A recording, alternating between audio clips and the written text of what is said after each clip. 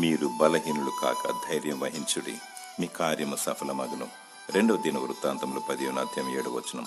నీవు చేపట్టి ప్రతి మంచి పని సఫలమగును, అధైర్యపడకు. నీ కార్యమును జరిగించువాడు దేవుడే. నరుల యోచన, నరుల నిర్ణయము, నరుల సలహాలు అక్కడకు రావు. నేను పుట్టించింది దేవుడే. నీ ద్వారా ప్రతి మంచి పనిని జరిగించువాడు దేవుడే.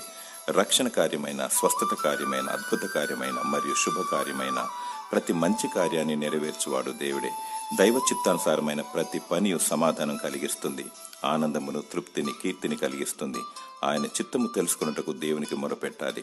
దేవుని చిత్తములోనే కొనసాగాలి. ఇల్లు విషయంలో, పెళ్లి విషయంలో, మరి ప్రతి చిన్న విషయంలో దైవ చిత్తమే జరుగులాగా చూసుకోవాలి.